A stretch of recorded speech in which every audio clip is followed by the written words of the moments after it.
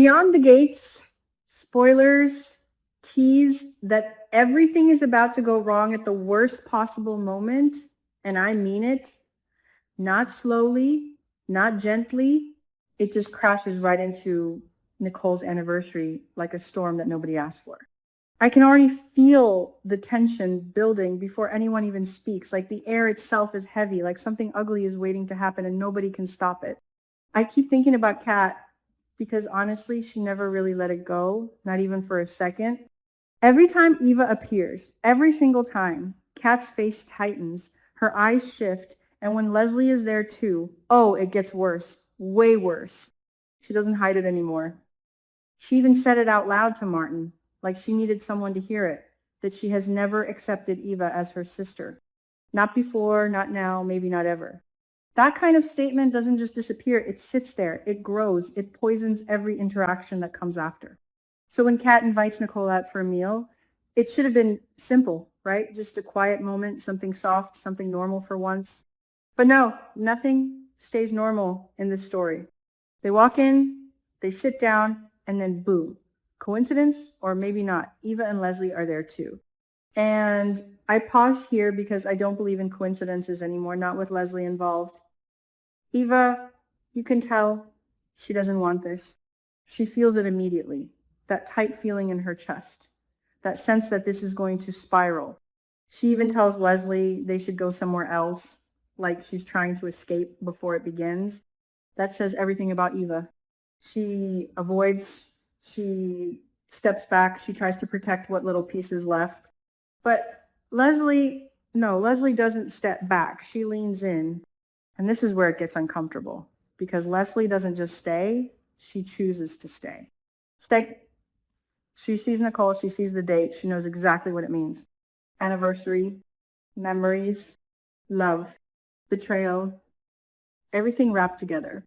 And instead of walking away, she decides this is the perfect moment to poke at that wound. Not accidentally, not carelessly, but intentionally. That's who she is. I remember Shanice mentioning Leslie earlier, like casually bringing her up, not realizing the weight of it. And Kat immediately shut that down. She didn't want Nicole to hear that name on a day like this.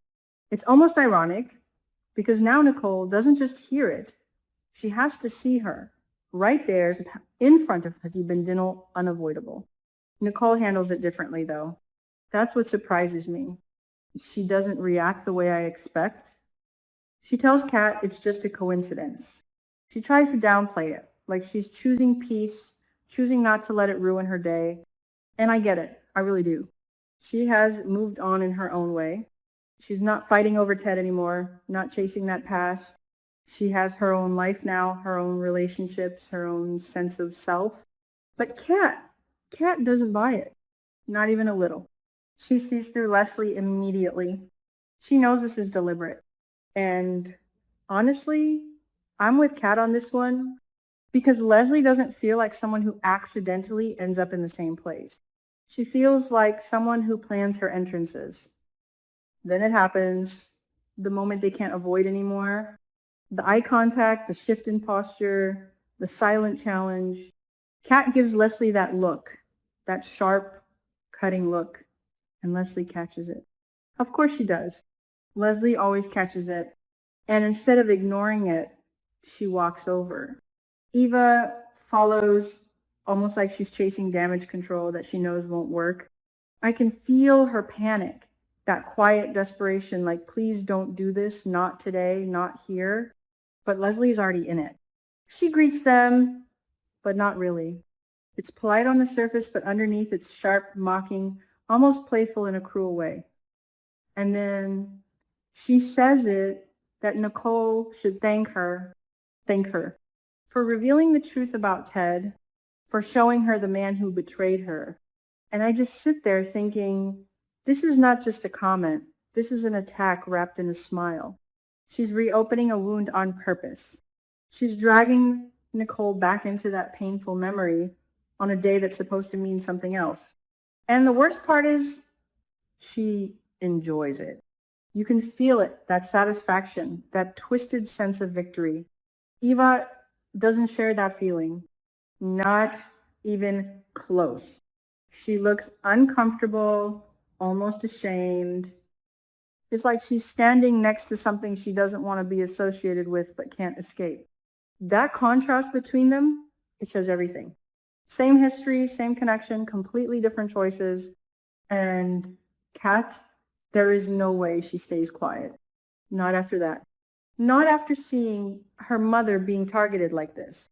She steps in immediately, no hesitation. Her words come out sharp, defensive, protective. She's not just arguing, she's guarding Nicole.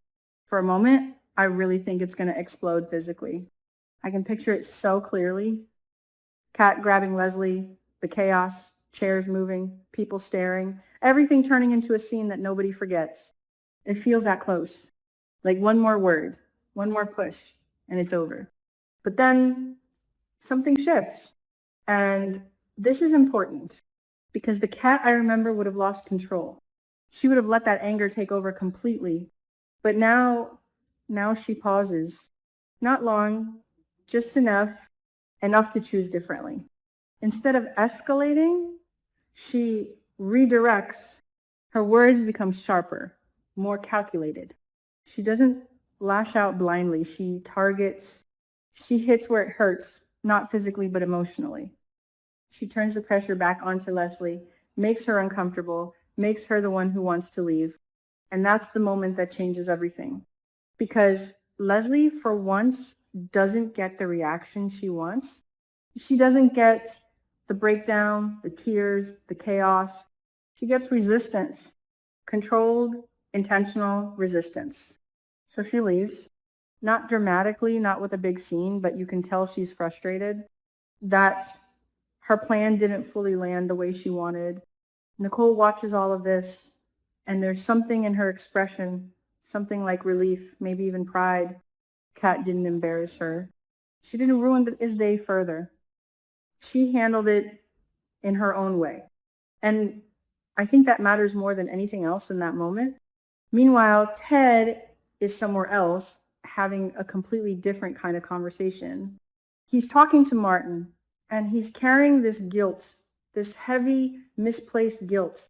He believes that Leslie's behavior is somehow his responsibility. And I have to stop there because that idea just doesn't sit right with me. It sounds noble on the surface, taking responsibility, owning the past. But this feels off. Yes, Ted hurt Eva. That part is real. That part is his responsibility. Making amends to Eva, trying to fix that damage, that makes sense. But Leslie is not his creation. Her actions, her choices, that's on her. Not everyone who experiences pain turns around and becomes a source of pain for others. That's the key point. And Eva proves it. She grew up in the same environment with the same influence, and she didn't become Leslie. She chose differently. So when Ted says he feels responsible for Leslie, it feels like he's avoiding something else. Like he's confusing guilt with accountability. Like he's trying to carry something that isn't his instead of focusing on what actually is. And maybe that's why he struggles with decisions. Because if you can't separate what belongs to you and what doesn't, everything becomes blurred. Every choice becomes heavier than it should be. Martin listens, but I can almost imagine the look on his face, that subtle disbelief, that quiet judgment, because deep down, it doesn't make sense. And I sit here thinking, this is how everything gets complicated. Not just the big dramatic moments, but the quiet misunderstandings, the misplaced guilt, the choices people make based on the wrong assumptions. Back at the restaurant, the tension lingers even after Leslie is gone. It doesn't just disappear, but it changes. It softens slightly. Kat and Nicole sit there, maybe not saying everything out loud, but understanding something new about each other. Kat showed restraint. Nicole saw it. And that builds something. Slowly, carefully. Eva, on the other hand, walks away with a different kind of weight. The embarrassment, the frustration, the feeling of being caught between two worlds that don't align, She didn't want any of this, but she's still part of it. And Leslie, even in retreat, doesn't feel finished. She never does. This isn't the end for her. It's just another move in a game she refuses to stop playing. I keep replaying it in my head. The looks, the words, the almost fight that didn't happen. Because sometimes what doesn't happen is just as important as what does. And this feels like a turning point. Not loud, not explosive, but significant. Like something shifted under the surface, something that's going to matter later. Because in this story, nothing stays buried.